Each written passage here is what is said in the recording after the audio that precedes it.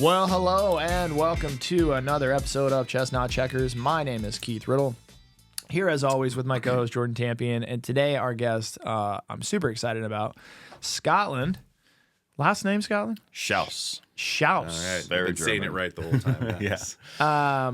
You are the head brewer at Brick West. Yes. Yeah, Brick West Brewery. Yeah. And I'm excited because I've already picked your brand probably a ton about beer. Maybe Yeah. I'm sure other people have picked Yeah. it more, but like I see Scotland and Brick West, and I'm always like, hey, what is this thing?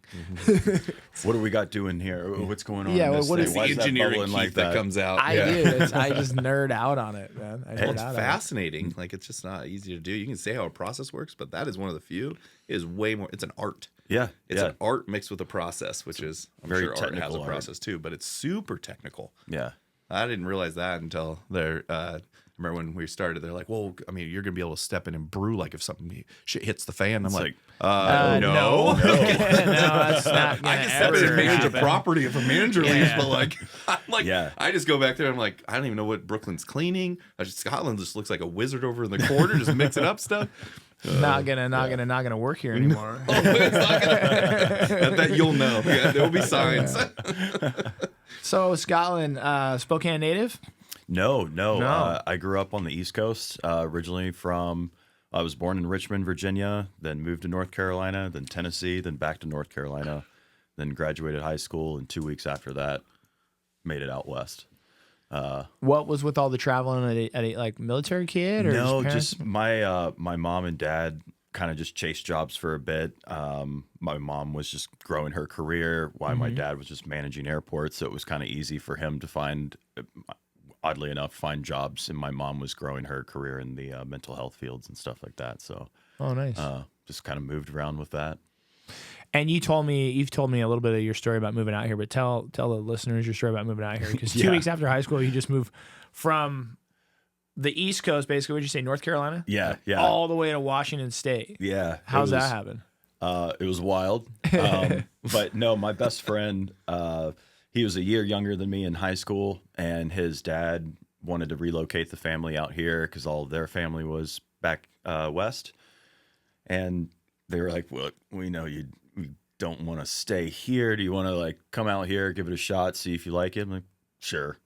And so they gave me the opportunity. It also gave me the opportunity to play in some bands and not have to necessarily pay rent. So my buddy and I were just able to kind of live this fun young life for a bit while still being remotely responsible at times. Where at in Washington? Or So we originally moved over to Seattle for a little bit. I was there for like 2 weeks and was like, I can't do this. I got to get back. I got to get back and stay in Spokane. Okay. So yeah, I've been in Spokane since 2009 now and never looked back. August 7th, 2009. How did you go? How did you even know Spokane existed? Like, if you moved out to I Seattle, you didn't? No, I moved You my... you just knew Seattle's vibe wasn't for you. Yeah, it was just like too much in the beginning, going from one extreme to the other. I needed like a little bit of a stepping stone first. And Spokane is just where my friend's dad had ended up relocating the family, because that's where everyone had come Yeah. from Bremerton back here. Yeah. So it just ended up being an easy place to come back to and be like, all right, let's try this one more time. Yeah. So you move out here at a young age. Did you go to school for a while, or you're kind of around? Yeah. I was going to ask you this: what instruments do you play? Oh, in a band? so I played guitar in the band. I played bass. So Okay. I was just kind of the crowd growler and bass player. Nice. And then, I played drums growing up, just kind of always the band dork like that. and dork like that. Yeah, man, I was. Or talented musician. I wouldn't go that far. I would go. Dude, I got this funny story. This is going to be a segue, but I was over in Seattle 2 weeks ago, and me and some buddies after the game, the Seahawks win, right? They're going to the Super Bowl. And me and some buddies, we end up at this bar, and there's a basement. We go down in the basement. They got a live band. There's live bands playing in the basement. And we're just having a good time. And then next thing I turn around, and my buddy is like sitting on this couch. And so I like walk over and I'm like, "Yo, Ryan, what's going on, man?" He's like, "I don't know, dude." He's like, "I'm just lounging up." He's like, "Check this room out." And like I sit down on the couch next to him and I'm like, "This is kind of a cool little vibey room. Like no one's in it." Well, it was like the back room that the band got to like have their set break in, but we didn't.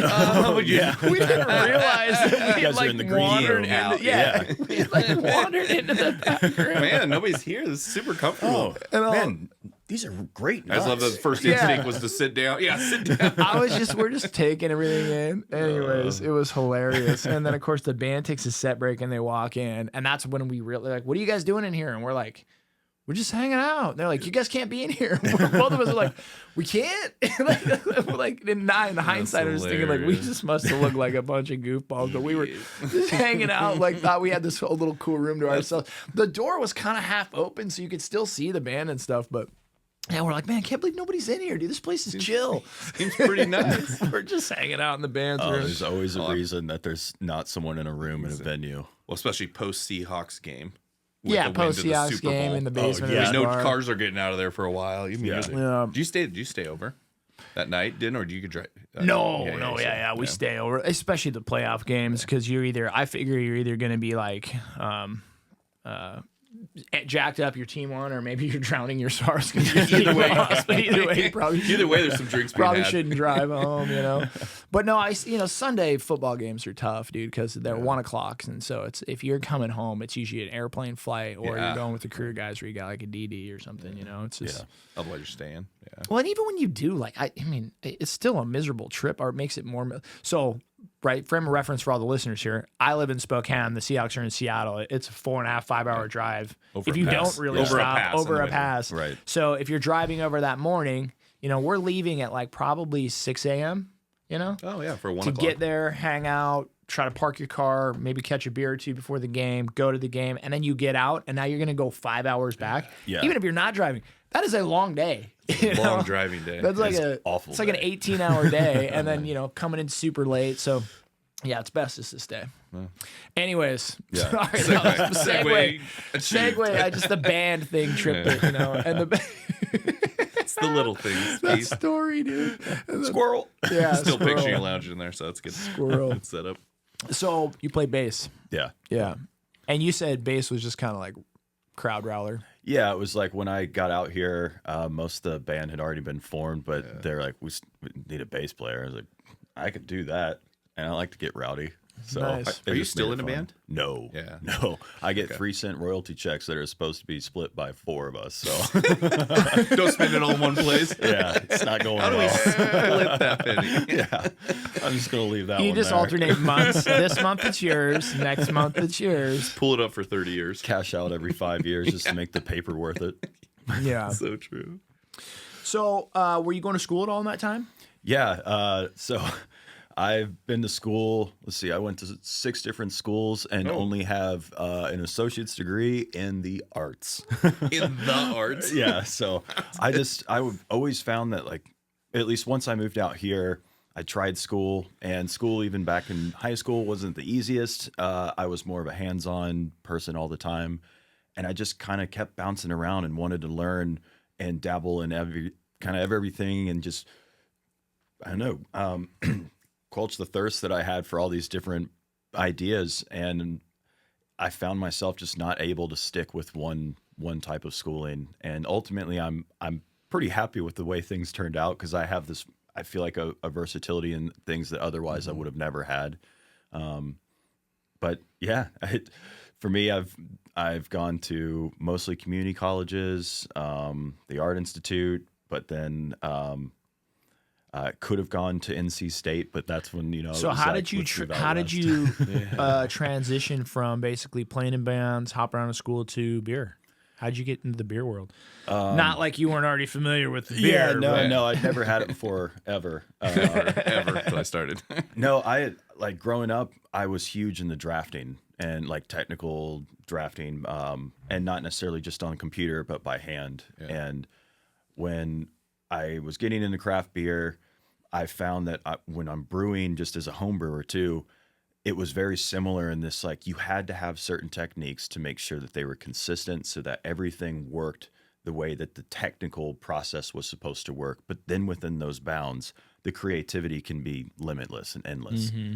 And I found that being really drawing to the same thing that brewing and drafting had together, is like, okay, that's really what makes me the happiest about the work that I want to do. And then there's a local brewery here called Iron Goat, and 10 years ago, roughly, they were out in the industrial park off Trent. Yeah, they were in a little rough area of our town, kind of between residential and industrial area there, and saw some wild stuff in that alleyway. But they gave me an opportunity to get in the brewing industry. The bartender there fortunately gave me a good word, and then I was managing a bakery where the owners used to frequent, and they would see me wearing their Iron Goat shirt, and they would always make a comment, and then I would try to butter them up a little bit.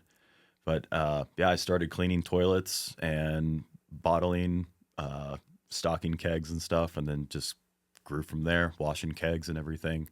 But it just, even doing something as demeaning as that, I mean, it sounds demeaning, I guess. It feels demeaning sometimes when you're cleaning and scraping ketchup off of kegs.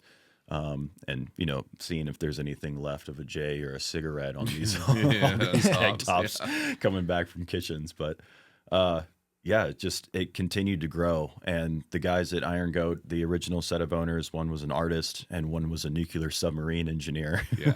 So it just was like this crazy dynamic of art and science, and it really melded that thing for me. And then kind of the rest is history. I started working at Brick West, and saw how the operation was performing there, and it was based solely on the engineering side of brewing. And you can have all this great equipment, but if you don't know how to use it, you're never going to make a good beer. And so learn how to use your stuff, just like a chef knows how to use his convection oven at work versus his electric stove at home. He knows how to make the same turkey roast because he knows what he's working with. And so that's where I like to come from with the brewing aspect too, is that just got me into brewing and kept me there because I love the technical side. Yeah. What's the biggest difference between the Iron Goat and how their processes and what we do at Brick West? Oh, so the biggest thing is we specialize in lagers. So that means we have to have intense quality control and quality assurance, making sure that when it comes to lager brewing in particular, you're using the highest quality ingredients because there's so little that goes into making these beers that any flaw can be easily found. Yeah. And so making sure that you have the highest quality ingredients, and then the product that we make goes through a series of different brewing practices that have been done for 500 plus years now, that the Germans have been like, this is what works. This is what makes the best beer. Not a lot of breweries in town or even across the United States have the ability to do what we can do on our brew system. So we maximize the malt that we're paying top dollar for as well, to make sure that we're giving it the best utilization and treating the malt to the best of its ability. You talk about the Germans. Do you know much history about brewing? I'm assuming you do. Most brewers. No, nothing at all. Yeah, no. Probably do. But were the Germans were the Germans the first, or like I'm sure they're not, right? Like people made alcohol out of a lot of things, but they were the first to have a beer purity law. So a beer purity law. Yeah. So the kingdom at the time said they didn't know about yeast at the time when they said this law, that's, as we know now, the main thing that makes our bubbles for us and the booze we like. But it said has to contain grain, and then it has to contain hops, and it has to contain water, and it cannot have anything else. And that law still exists today. What was the reason behind that law? Do you know? Because there was a lot of bad beer going around, and bad beer like make you sick if you drank it, or bad beer just tasted bad? Yeah, I mean that probably too, because at the time they were starting to develop more kilning technologies and such. But it was more so for health and safety, because the water is not safe to drink, so we need to make sure that we have safe beer to drink, so that we can have a strong kingdom. Yeah, so I read this book on St. Thomas Aquinas. Yeah. St. Thomas More. They were talking about this, and it was hilarious that like back in the day, they used to drink wine, and they used to drink like hops or mead or beer because the water quality was so low. Yeah, so they talking about even like kids in the morning would wake up and they'd be like, dude, here's your juice, but it was like some sort of wine or whatever, or beer. I think it was up until the 90s, Belgium, you could get, like at school, kids were served 1% to 2% beers because it was healthier than soda. So they were just Yeah. yeah. Well, I just thought it was fascinating. Oh, now I remember how I ran across this. I thought it was fascinating. I read in that book, and then I heard you talking about coffee. And they were talking about how like coffee and tea were kind of the other, like they think contributed like the Renaissance period and stuff. This like awakening of people because like when coffee became prevalent, it was like you had to heat it to make it, right? Well, then it by proxy made it safe. And so then it kind of replaced the need for chronic alcohol drinking. Yeah. Because for like you can have something in the morning. yeah, that was- you're talking about like the 1400s, Yeah. you know, the turn of this like, I don't know, you call that like medieval to the Renaissance period. Yeah, I think yeah, it's kind of yeah. that transition was like they were like, yeah, you finally had generations of people not inebriated all the time. All the time. right? Like constantly at some level of drunkenness. Yeah, it was just. I Crazy. mean, we take it so much for granted, the quality of Yeah. water, that you can just drink it. Yeah. I mean, that is a big deal. I feel like if you want to just get rocked, go into any sort of grocery store, convenience store now, and just like stop and look around. Yeah. I mean, wall to wall, right? Like it's carbonated water, non-carbonated water, juices, Gatorade. I mean, it's just it's insane. I always think of what that must be like if you're like some kid that gets adopted from like Africa to some American family, and you show. I mean, their first day and like I just see think the that. base grocery store would be like insane. Yeah. I mean, just like, are you kidding me? You just have this all in one spot. Yeah. Like that's man. crazy. We are so blessed in the United States with that kind of stuff. But hey, man, The history of it Yeah. makes sense. Yeah, that's in Europe. It's there. It's just we Americans abuse more stuff. Yeah. I remember when we Yeah. lived in London. I mean, it was pretty normal to have your pint there. I still have my pint here, so it doesn't matter. There it more was just like, frowned upon. yeah, it's my fifth pint they get so, concerned with. so the Germans made a law. That's where we're at here. The Germans made a law. It was hops, Yeah. Hops, grain, and water. and water. Okay. Yeah. In particular, they said barley. Yeah. But they allowed wheat later on too. So Is that a little bit like how champagne has to come from a certain area and the different kind of things like that, or was it to build a standard, or was it whiskey literally too, health right? related? it was more health related. Okay. But then there are regions that do have, like Pilsner, for instance, comes from Pilsen, Czechia at the time, but now Czech Republic. And so it's, I guess, and Munich is known for its Helles. Yeah. That's the thing that the beer purity law was trying to really, I guess the beer purity law really saved that style of beer because the English were the ones that actually came up with the great malting technology that could make lightly kilned malts. So we could make these lighter colored beers and make them not just all taste like coffee or dark chocolate and berry notes. Oh, and so stuff. if you don't use the kiln, that's what it turns out like?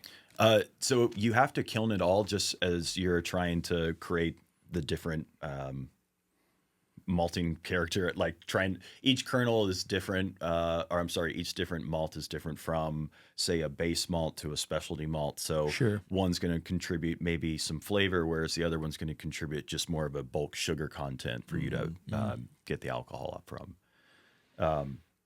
But the lower kilning temps just give you a much lower color in beer, or much lighter color in beer. And when the Germans saw that the English were doing that, they just took that technology and brought it over and then continued making Helles. And I think that was when, in the 1800s, is when Helles really took off and became the staple beer of Germany. Helles is like the type of beer. Yeah. Yeah, Sam did. Or we do a Helles lager, right? Yeah. Yeah. Actually, my town is A Helles lager. a Helles, That's right. traditionally. So so you say it's a lager. What would be like, I'm trying to think of like, what's the separation then between like lager and Helles versus a different kind of lager? Like it's, Ale, yeah. Yeah, so at least with Helles, it's a very particular. You need to have a certain. Just how many, like I with- guess how many types of lager are there? Yeah, I mean that's the thing is it's like lager and ale. Those are the two big babies that you've got for the yeast styles, and Okay. then underneath that, there's all these different beers you can make. Like lagers, there's Bocks, there's Pilsners, there's Helles. Yeah, I'm trying to think of this in there's- like the there's like genome, species, like like ale what's- and lager. yeah. ale and lager. lager. Ale Yeah, and too. lager. So what's the primary difference between ale and lager? All right, so Nice. lager, Touching. yeah. So lager, which is Saccharomyces pasteurans, that is a bottom fermenting yeast, which means that it takes much longer for it to ferment out. It likes it to be much colder. So we ferment try to do Celsius to Fahrenheit. We ferment around 54 degrees Fahrenheit for the majority of our lagers, 52 to 54.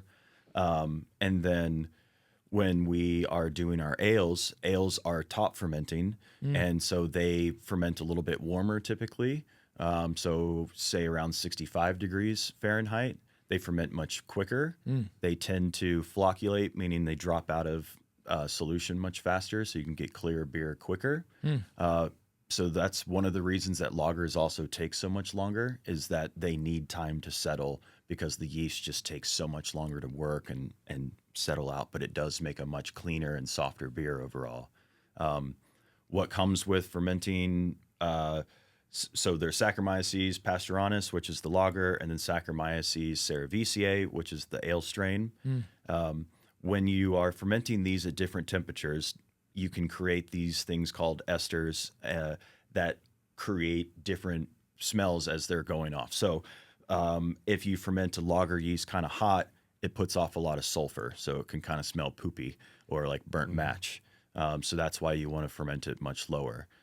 Ale strains, if you ferment them kind of hot, they can put off like intense fruity notes and sometimes leaning towards like dead fruit notes and fusel alcohol notes, which is not what you want in beer. You don't want to crack a can and smell Everclear.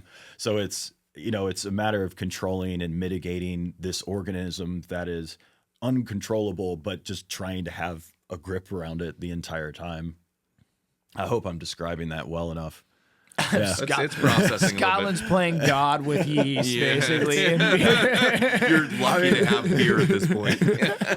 That's the fun part of those. It's like you have to take care of this living organism and control it as best as possible. So how best do we control it is by knowing our equipment, knowing our raw materials, having strategic SOPs, and making sure that the team follows them that way and that we're all on the same page, so that on day 8, it's supposed to be at this step. And if it's not, why is it not? And let's figure it out. Oh, is it this generation of yeast we pushed a little long? Like the yeast is good for multiple generations. And in order to save money, it also helps. You can prop it up in the beer that you're making. Oh, so you reuse the yeast. Yeah. Okay. Up to a certain amount of generations. But at the limit of generation.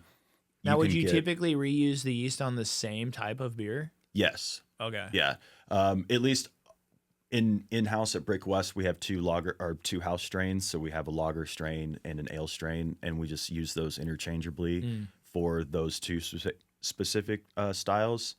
Of course, we do use other types of yeast for more one-off brands, like our very award-winning Hefeweizen. Sorry to gloat a little bit there. Super award-winning. Super award-winning. I'm still like novice in the Brick West tasting world, because I'm like such a creature of habit. So like I go in there, I get the brick by brick, or I go Out Cold has been my winter jam. But now I'm like the Melonhead. Yeah. Dude, crushing that lately. Super good. Love that. Hell just yeah. Super probably good. just like a transition from an IPA guy, But I like a sour. Yep. But I would never have put that 2 and 2 together, right? Yeah. You know what I mean? So it's always. But so tell me about the Heffy. It's delicious. Yeah. It's like a banana note. So for the listeners, Heffy is what? Blue Moon. That's what it got its name for such a long time. Like the Whitmer Heff, I guess. Whitmer Heff was. But Yeah. they're usually thicker. They're like Yeah, a juice. Like they're thicker. they feel heavy, I guess I would say. Yeah, like they're opaque in a glass, but they're known for their banana and clove. Yeah. At Banana least and clove is stylistically. kind of the okay. So And heavy wheat beer. Yeah, heavy wheat beer. That's what I was trying to get. heavy Yeah. wheat beer. That's right. That's right. And they're good. I love the way they taste. I drink about 2 of them, and then my throat starts to close on me. Right? I'm like, Yeah. but I have a wheat allergy. I have a severe wheat allergy. Yeah, I always thought they were like the hazy before hazies became hazies. Yeah. Right? They were just like that tasty, like just it was good. But Yeah. Oh, It's all about the yeast strain. I'll drink them until I break out. Yeah, but if you try the hefty that Sam or Scott creates, is like super light. It tastes, it's delicious. Well, now I want to try. Why are we not drinking beer I don't now? know. Why are we start the whole, I was doing take this all the way entire back. podcast? Sorry, and we're not even drinking that's on me. beer. I knew it too, and I was like, oh, I forgot to grab it. It probably would have helped me. Yeah. What's funny is like, so I remember before we started Brick West, we did a bunch of tours. Greatest job in the world, R&D for a brewery. You're joking me. So I went to everything, but one of the ones we did a tour of Georgetown, and it's funny. Like once they started explaining the yeast strains, how once you notice the yeast strain is like how similar their beers actually are. Yeah. Because probably of that part. Because I remember we had craziest story, never do this, but when we started Brick West, we just couldn't tell anybody. We never had a brewer until we were 6 months into construction. And then we end up finding Sam, our original brewer, off a Craigslist ad. Craziest story. And if you ever got the chance to meet Sam, really awesome guy, but he is super technical, and so he designed the whole thing. Yeah. And it laid out well. But I remember when he produced the first yeast strand beer, but it was basically the strand he was going to use across there. I almost started crying when I drank it. It was so good. And I'm like, we have something. Yes. This is great. And then from then on, now I can taste that. So I don't know what generation we're on. That would have been first generation, but you can almost taste that subtle hint across each of the beers if you're looking for it.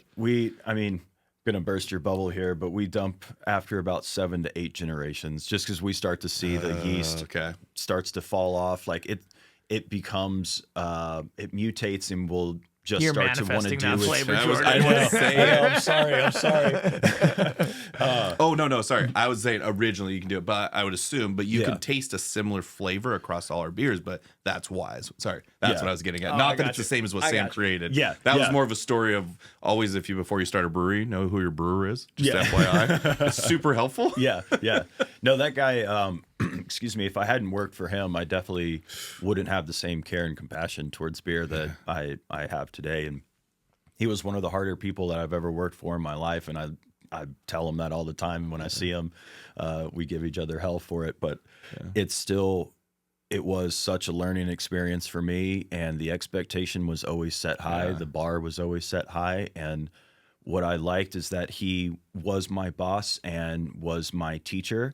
But then when it came time for sensory, we were equals, and we sat down and we could taste and come back to the table and be like, I think it needs a little less bitterness, or you know what, I don't know if I like this yeast strain. Maybe we should try another one. And that's the thing that I really enjoyed the most working with him, outside of just what he taught me, was the feedback that we were able to give. And that's something that we still talk about when we're texting, and when we've gotten together over the time, is just being able to go back and revisit some of those moments where it was just so easy for us to have that sensory time. So shout out to Sam. I had my first Larrabee lager at Perry Street Pizza. Nice. So he moved back to Bellingham and created his own brewery. So and it's killer great stuff. It's a delicious beer. Yeah, he's doing good. Anyway, it's full cycle, but I think that's what's tough is that you could walk back there, and I mean, even if you don't, like, it just looks like chaos, and then you'll just watch our Sam and Brooklyn just kind of move through there with this purpose.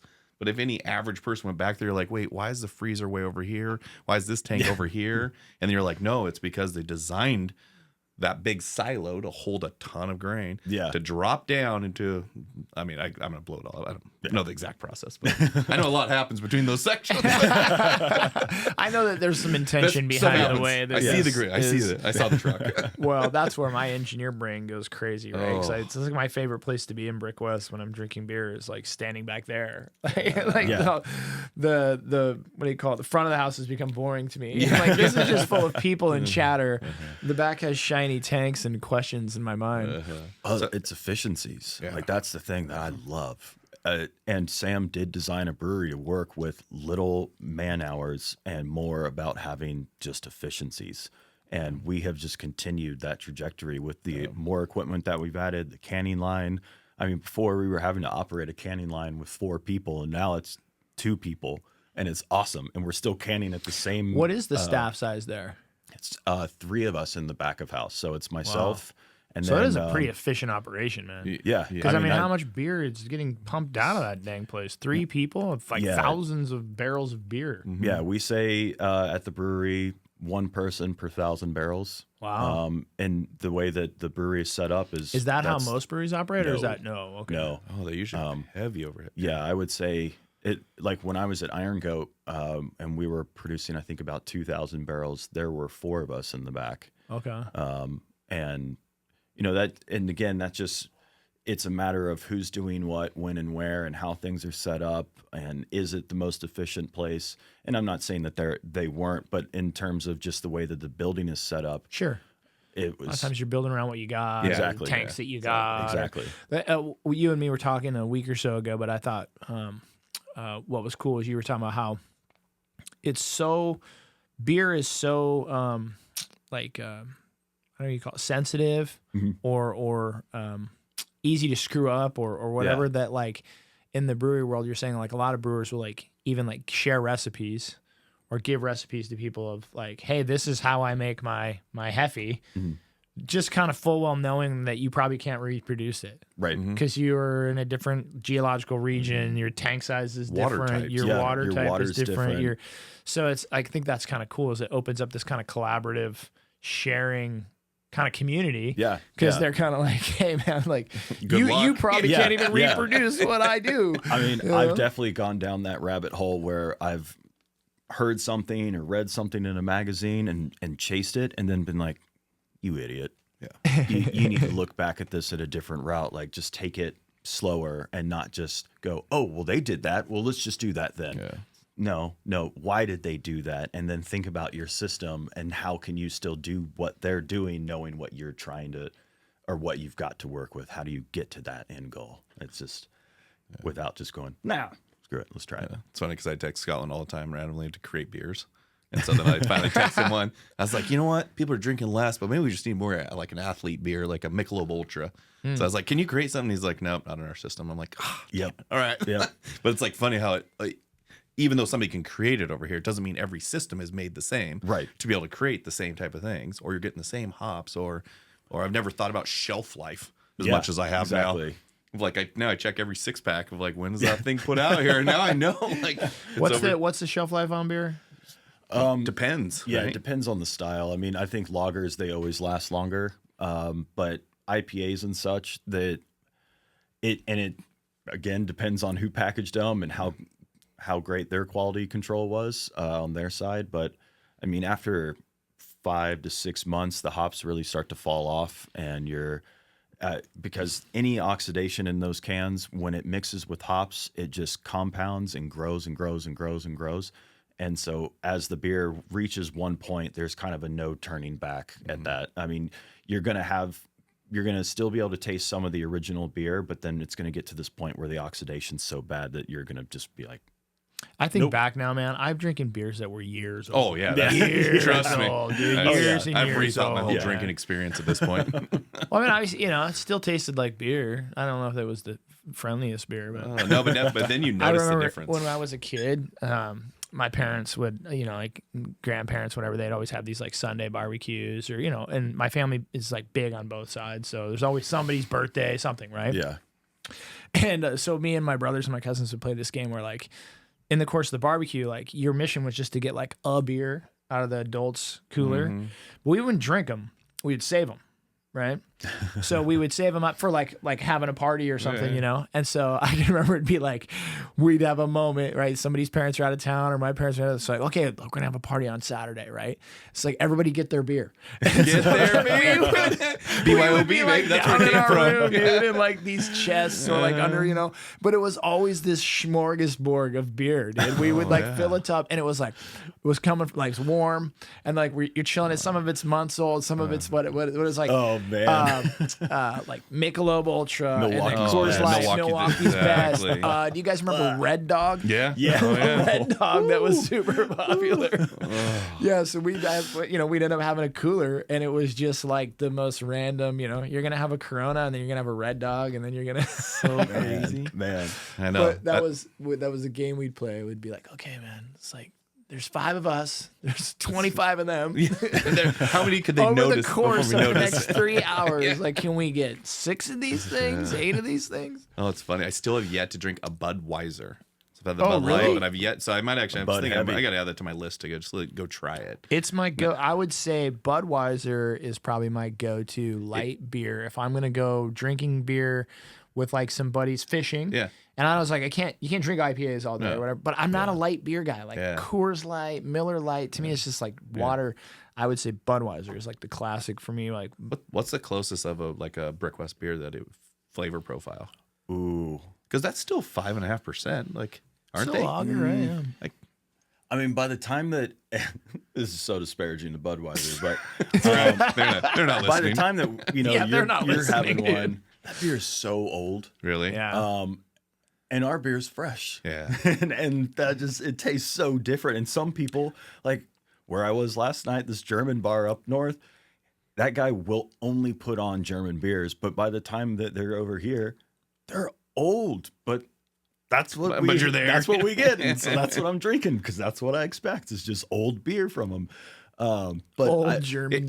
So did they just figure out the shelf life problem then? Because yeah, so it's kind of twofold. Like they put in or what they're able to get away with now is that they just have better storage over here. So like as soon as it's brewed, it gets put on a truck, and then so it's not as bad as it used to be. Like if you're getting something in a bottle, at least it's on draft. So I imagine though, like they're shipping that stuff, right? Like Yeah. they're not flying it. No. It's too heavy, right? So No. so it's coming on a boat.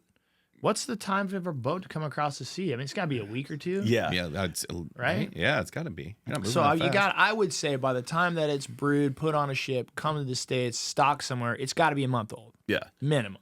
and Oh, sitting minimum, warm. Yeah. And that's probably coming on the East Coast. We're right? a month Yeah. sometimes to a shelf, and we're here. Yeah. Yeah. I mean, I would say by the time it hits a ship, it's probably 3 or 4 months Yeah. old. That's Oh, what I would really? think Yeah. too. Yeah. So I mean, by the time you're drinking one of those, it's a year old. Like I was thinking of Corona, and they finally have whatever they brew it in Chicago, wherever. Yeah.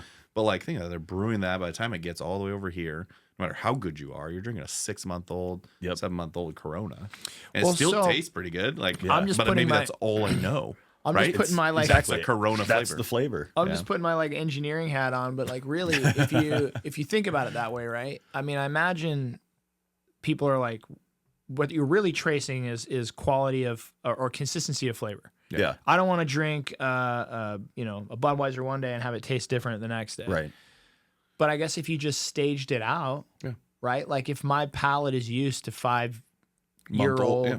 beer, That's what they're then going to they keep just delivering. age it 5 years. You Yeah. probably get a fresh one off the line, and you're like, "Oh, what's wrong Oh, with what this is beer?" this You thing? know? Yeah. It's probably actually This- to drink a Corona off the bright tank would be Yeah. Oh, that'd be See, interesting that's- to try. What is That's the this thing. disgustingly Whoa, fresh beer? Well, like Starbucks, I heard that again. This rumor maybe, but true is that they just purposely burn their coffee 'Cause that's so their it flavor. keeps the same flavor profile Yeah. across the internationally. So then by the time you get it here, and it is true though. Actually, Yeah. I remember sitting in Barcelona. And I got my coffee there. That cold brew tastes pretty much the same as the cold brew I get here. Yeah. And that's what they do. So in theory, they actually make it worse by burning the Yeah. That's not making it worse. They're Well- just making it taste a specific way. But if your palate likes that way, Oh yeah. who cares? Yeah.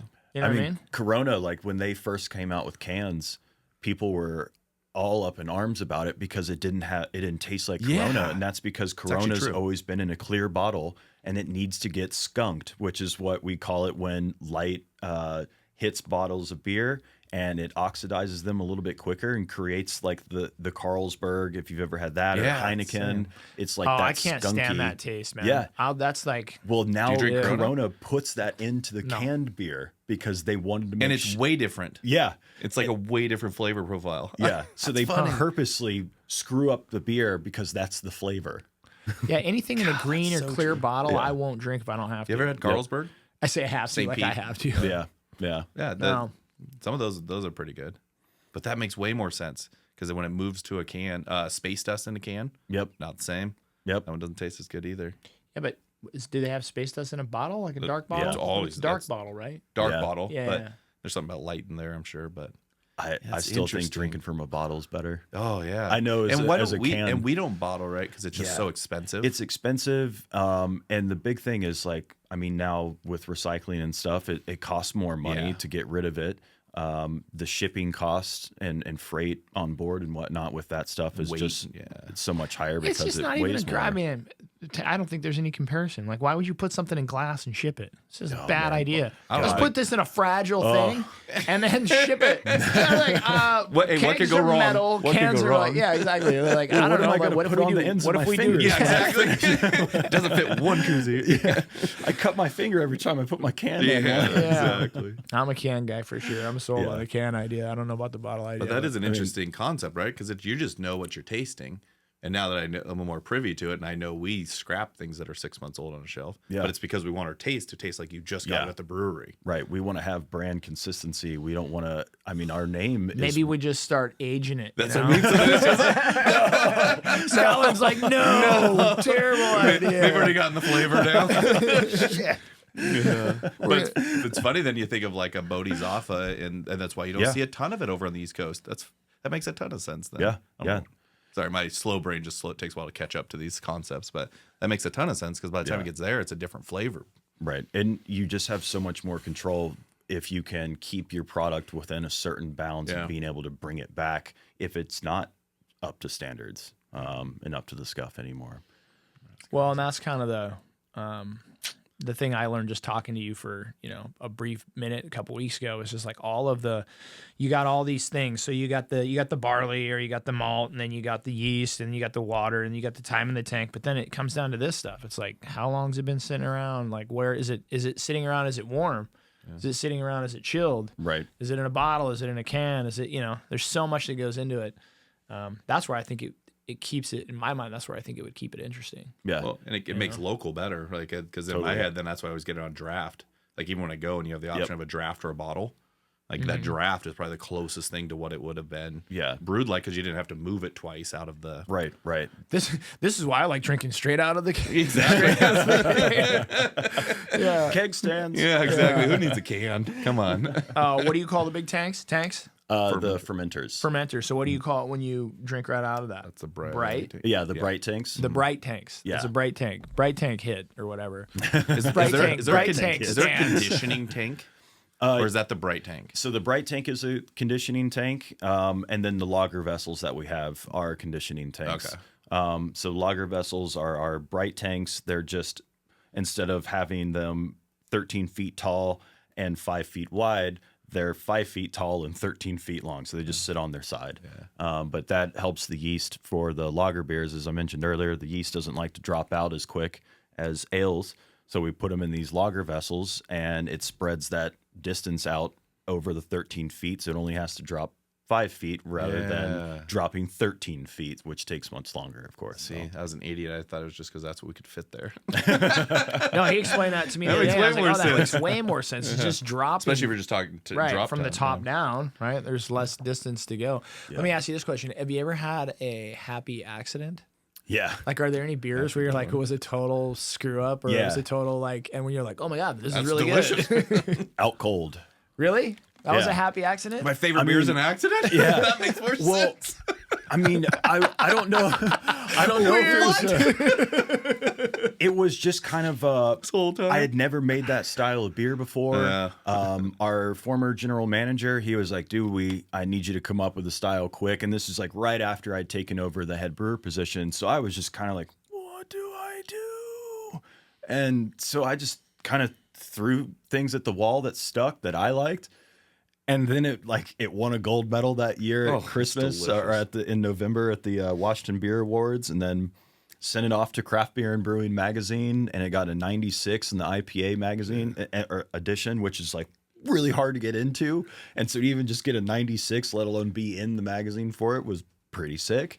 And then now to just hear year after year that that's people's favorite IPA that we make through the year, I'm tickled, but I'm also like, I damn, know I it's a wish they only seasonal, knew. dude, and I'm like, We're switching that. Are you? Yeah. Yeah. I want to like. We are. Yeah. Yeah. I want it all the time. Yeah. Hey, maybe what we can do is just age it 5 months. It is delicious. Change its name. Yeah. Change it so you don't even know. So you don't even know. It's my girlfriend's oddly favorite familiar, beer. like an Out Cold, but a little bit older. You should just have an age or a name for anything up to 6 months, and then a name for anything after 6 months. So if you convert it, so you never dump anything. Yeah, It's if like- you have 10 beers, now you would have 20 beers. I wonder have if there 10 are some more people beers. out there that do that. and just change it. You're like, no, that's a bad one. Don't worry, that's not an Out Cold. That's a colder out. So Yeah. Out Cold. Out Warm. yeah, I don't Warm recommend in. much, but In if you warm. are a beer drinker, you have to at least try that beer. Yeah. It's fantastic. I like that. What's the other one that starts with the K? Oh, the Kolsch? Kolsch. No, not the no. Kolsch. Kolsch is a style. Oh, right? the Crush Crush. IPA that we had. delicious. Yeah, Crush. that was our fresh It's hop a we little made. sweeter than the Out Cold, but I like Yeah. those are probably my two go-to. I would like say the Crush or the Out Cold. Yeah. Yeah, I think this year we're going to shoot. The last couple of years have tried to bring in some new, like, fun hops that have just started to hit the market that have been developed for a couple of years in Yakima. But this year I'm going to go back a little traditional. I want to be able to put our fresh hop out in the market too. So I'm going to grab a hop that's closer to the earlier of September rather than having one that's like late September, almost October. So that way, by the time the beer's done, people are still all gung-ho about fresh hop season. But I'm looking forward to making a more classic West Coast IPA this year with the fresh hop season. Nice. Which is, I mean, that's something we're super lucky to do is be a 3.5 hour drive away from one of the world's largest producers of hops. I mean, they grow over 85% of the world's hops in the Yakima Valley. And crazy. that's why we can go down there and they're just literally pulling them off the vines and then putting them through the processor. And then the hops, before they're kilned or pelletized or kilned and dried and pelletized, they are put into a bag. And then we just drive them up from there. So you throw them in. backstepping a little bit, as you said, the Germans. It was the grain, the hops, and the water. Why hops? What's with the hops? You know, Because really the alcohol comes from the grains, right? And the It yeast kept or the beer from sugars? spoiling. Oh, Yeah, so hops are naturally antimicrobial, so it helped prevent the beer from spoiling as quick. and they give flavor, I assume. Now it right? gives flavor, right? Yeah. But what does beer taste like without hops? So there's actually Dirty water. I don't know. they're called gruits, and it's basically beer with no hops. So they use botanicals, different herbs, sage, yarrow, rosemary. We made one. So there's a town in Spokane, there's a brewery that focuses on making a lot of beers like that. And they used to do this thing, I think they still do it, called Gruit Fest. Yeah. And years ago when I was at Iron Goat, we were like, we should participate, but we should make one that we want to taste like an IPA. And so we were just, one of the guys' wives was very knowledgeable. But we should just use hops anyway. Yeah. Tell them we didn't use hops. We didn't use hops, but I was pretty surprised. I mean, people loved it at the festival because it tasted like an IPA, and that we were just like, see, we just want to show that this is why we use hops, is that people really want the hop flavor. But yeah, That's funny. yeah. I mean, there's not just with the antimicrobial part, but it's been a part of the Ottoman Empire and them as one of their large exports through over the years that Well, what other took over. I mean, it's ignorant based on mine, but what other use does hops have? You don't Well, eat them For a while, back in like the turn of the century, you could buy like little boxes of hops from an apothecary and put them under your pillow, and it was supposed to help you sleep better at night. Okay. Okay. Just, yeah. I don't know. I mean, I'm sure there's some other little things. burning some incense. I'm not sure. I mean, I've never had a hop wouldn't- salad. You know, I what I'm wouldn't saying? burn I don't know. them. That didn't smell the same. Well, I'm just curious why. I'm curious why like the Ottoman Empire was growing so much hops. It Or was. growing hops. It's particularly around the latitude that we are in. So we're in a similar latitude as Germany, Czech Republic, and then some of South Poland's hop growing region. And it just is a great latitude to grow hops at. We get a great amount of sun. There's been a great amount of volcanic soil dispersed across here. It sounds but like it might be also- similar to grapes, dude. I Oh, wonder yeah. if it is. Exactly. You have to be in the right the right location to get the right terroir. And I mean, just like Washington is for grapes, and same with France. Then New Zealand, for instance, we get hops from them, and they're on the same latitude as Yakima, a little bit lower, but just on the opposite side of the hemisphere. So it makes it interesting to know that it works on both sides too. Yeah. But their sole purpose, back to Keith's question, is just for flavoring beer. Yeah. At this point. Yeah, at this point. Use, So when they were growing, it was probably because they just had beer. Yeah. So you create the product you're flavoring the beer with. Yeah. No, it's just crazy to like why they would pick that. Yeah, because usually something has multiple uses, right? Well, I'm sure they were raising wheat or barley for, to eat or to make bread or do all that stuff. And then it's like, oh, it also works for beer. I'm just thinking of like hops, really the only thing I know that it's used for is beer. So I'm like, where did they find that or when? And then they It's just for kind like of soups and blew stuff up. before. I don't know. Because you would have had to stumble upon it at some point. Yeah, Somebody had exactly. this beer doesn't taste good. Hey, have you ever tried to throw this in there? I'm always curious about that. That's the stuff that fascinates me. I'm like, how did you decide? How many ate that poisonous thing before you realized it was poisonous? Yeah, or the person that just like I've thought a saw the lot about weird- this because I'm an outdoors person, but I would tell you probably more than likely the solution is they saw an animal eating it. Oh, yeah. There you go. So I watch a porcupine eat something, or I watch eat something, or I watch a bear eat something, and I'm like, I've never ate that berry before, but the bear seems okay. Let me try it. Bear didn't die. There's not too many. man. Yeah, if I'm going back to like the initial state of man, I don't think there was too much like fuck it, let's try it things. It was probably more like, hey, dude, the mastodon eats that grass. Let's see if we can eat that grass. You might like this. I just heard yesterday, and they released it about a week ago, but Breakside Brewing out of Portland, Oregon, partnered with Columbia Sportswear and made a beer with bear scat. And they said it tastes like huckleberries and chocolate. What? I mean, and I'm like, I thought the gimmicks were again, over. Yeah, what else are we doing here? It's you got to do what you got to do to survive, but I don't know. I'm putting that in my beer. But they will tell you in a survival situation, you can survive by digging through bear scat and eating berries and stuff. I'm just Because like their digestive systems don't digest it all. process So it. yeah, you can be like, hey, there's probably some seeds and nuts in that pile of dung over there, and you can use some water. And I'm way good. if you were in that situation, if you really were hard up to eat, but Actually, I put my money on you. There's that new show that came out. It's like an alone, but you get your family behind you to make decisions. I was like, dude, I'd throw Keith out like in the wild. virtually though? No. So the one Or are they dude with you? or ladies out in. Yeah. But No, no, my they're family's not virtually. with They're me. Yeah, virtually, they're but virtual. they make decisions for you. So like the type of help you get. I was like, dude, I know of all the people, I think Keith would I'd survive love the that. longest out there. I would love that. I Dude. said, Although I don't know if I'd trust my family to make That's my what I decisions with me. I'd have to have a strong talk with them before I went out there. It felt like Hunger Games where they're sending in the airdrops. Right. Things, dude. They're But, like, you can have a bow and arrow, a firearm, or a slingshot, and your family gave you a slingshot. I'd be like, of course they did. Of course they did. Remember, Keith? Well, it's funny, but yeah, it's funny how much beer like it gets in the whole culture of stuff. I think that's Yeah. what I've always appreciated, like the Brick West and some of the struggles we had the last year. But I think what came out of that on my end was how many people love the place. Yeah. And it's beer forward. It's the team we have there is amazing. You lead an awesome team back there. And, Thank you. it just shows in the beer. It's funny. I'm obviously biased, but I do try a lot of beers too, just to see.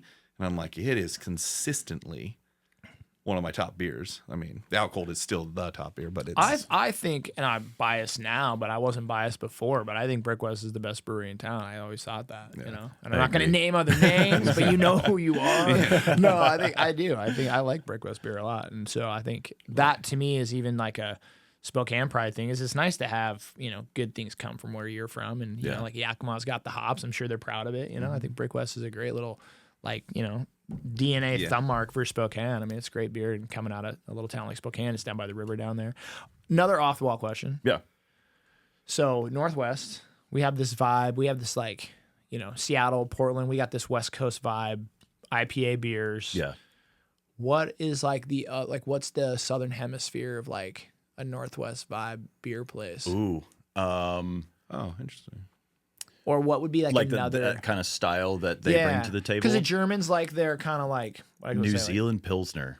New Zealand Pilsner. Yeah, that was one that just recently was added, or like Australasian, and tropical style Pilsner. But yeah, because their hops are so intensely aromatic with gooseberry, like Sauvignon Blanc, kind of white grape, and then they can also have bright nectarine and peach and really ripe mango, sometimes passion fruit, like just all these intense fruity aromas. One hop Matueka, which is in a beer that's coming out next week, is It's called what? The beer. Oh, the hop is called Matueka. Oh, okay.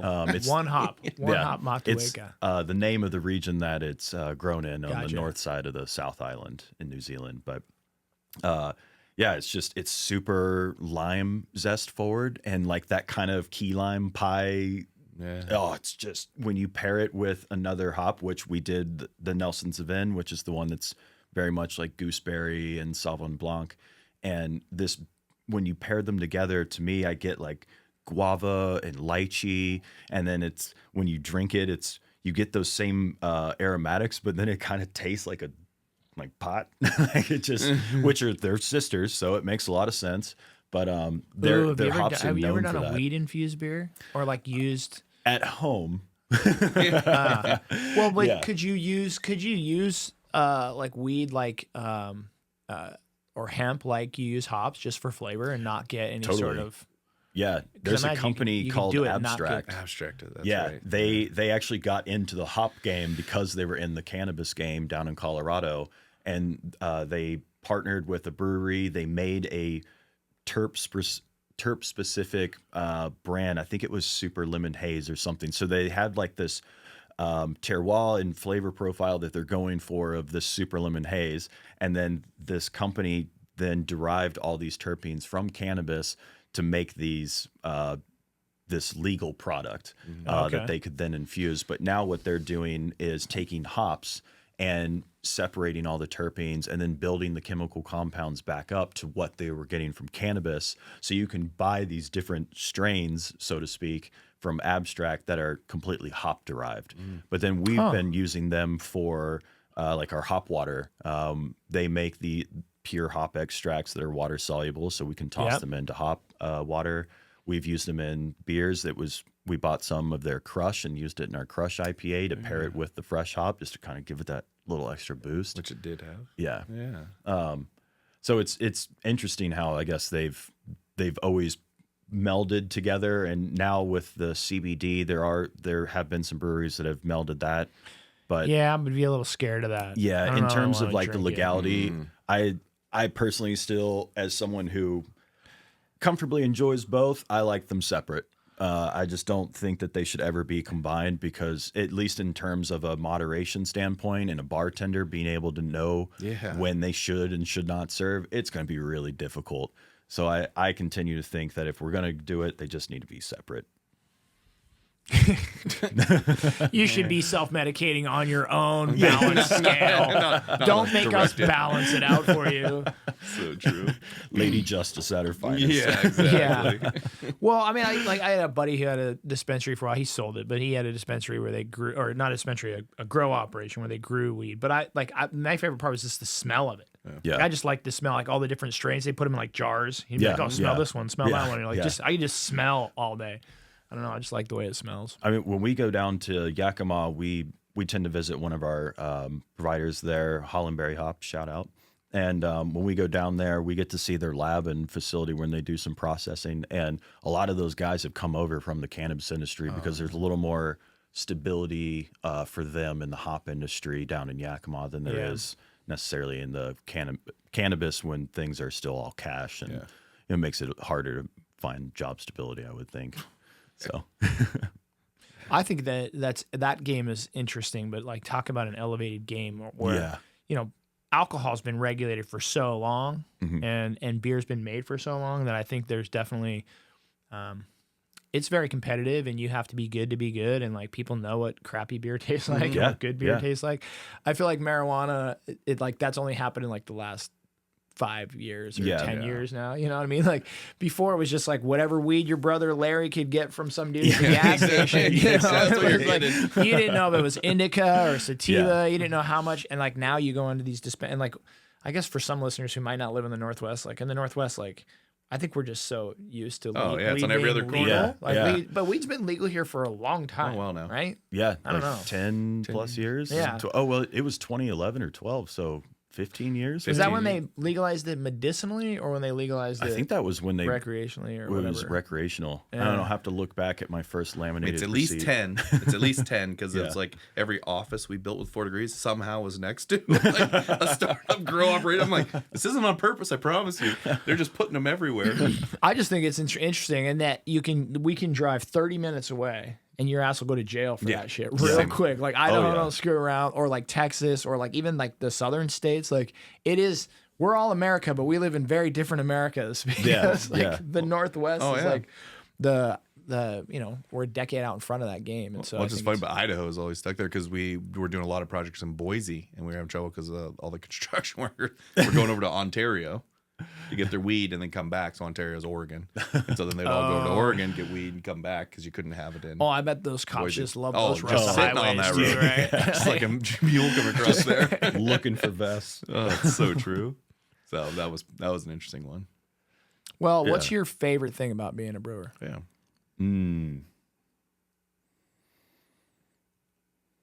Okay. When we make Hefeweizen in particular, now that's the one that we do it the most on. We do this thing called decoction, which is a very old school thing that the Germans used to do, where you remove a portion of the mash, which is the barley and the water, to steep so that you can make your sugars. We create different sugar and different profiles of beer, like flavor profiles of beers, by using different temperatures. The Germans found that out really early on, and something that they would do is remove a portion of that mash and boil it, and then reinfuse it back into the mash tun. That would increase the temperature of the overall mash, but what it would also do is the same thing as when you toast bread in your toaster oven. You would get that Maillard effect, where you're kind of browning the bread and getting a little bit more richer, toastier, for lack of better terms, but that bready flavor that we associate with toast, and that not caramel, but approaching that kind of caramel. When we make our Hefeweizen in particular, it's 50% wheat, and that's a lot of wheat to have in a beer. But one of the reasons we do that is because we decoct. And this decoction, you boil the grain, and that smell that comes from the boil is I literally have heebie-jeebies thinking about it right now, because it's just invigorating. And every single one of us in the back, when that smell, I'm jealous when Brooklyn is brewing the Hefe, because I want to just stand over the manway and just it just and then it permeates the whole building. Like by about 9 or 10 a.m. that building just smells so good, and it's such a labor of love for that beer, but that moment is the moment that makes it all worth it. And then after that, you're kind of like, all right, well, I guess we just boil it. Yeah, that's easily my favorite thing.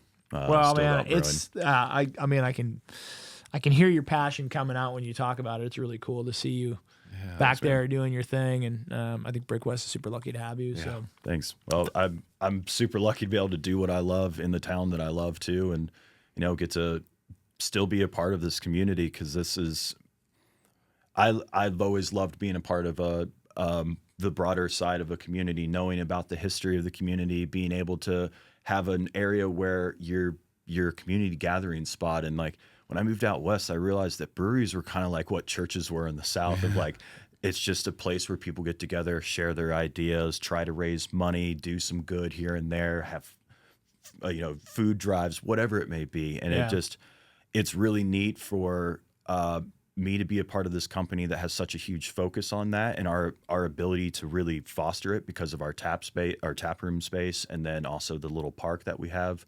So it makes it easier for me to be able to do my job and enjoy it. And the hard part is sometimes leaving, which I'm trying to get better at, but like it's a nice place to be, and we make good beer.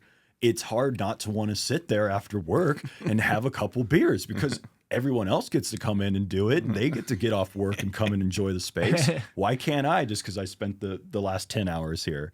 So, I'm very lucky to be a part of it too. So no, cool. It's super cool. And I think I think that plays to your passion, because a lot of times when people get done with work, they want nothing less to do than stay there, right? Oh, Like, they're like, work's contrary to over, the worst. I'm Yeah. out, right? We don't want to like, hey man, this is a really cool house we're building. Why don't we just sit around here and look at the house after we're done like framing it all day? No, we're not doing 4:01. I'm out. It also probably helps that there's alcohol involved, I guess. Yeah. Yeah. But it is funny because everybody's coming there after their workday to come sit down. But, Yeah. you know, never thought about it that way. Well, thank you, man. Thank you so Yes, much for your thank you, time, Scott. Scotland. No, I and, appreciate it. for Yeah. those of you guys that don't know Scotland or have never met him, next time you're down in Brick West, and just wave through the glass. And Yeah. Scotland's probably the dude in the back with the mustache making the beer. Yep. I can talk a leg off a chair about beer, so don't hesitate to ask a question. Well, thank you so much. Thanks. Yeah. Scott. Thank you guys again. All right, you guys. Thanks for listening to today's episode. While you're out there, would you please do us a favor and give us a like, subscribe, or a follow, whether you listen on Spotify, iTunes, or YouTube. We'd really appreciate it. Also, if you don't mind while you're there, give us a 5-star review. Maybe write a review. If you have a favorite episode, feel free to give it a like. Thanks for listening. We really appreciate it.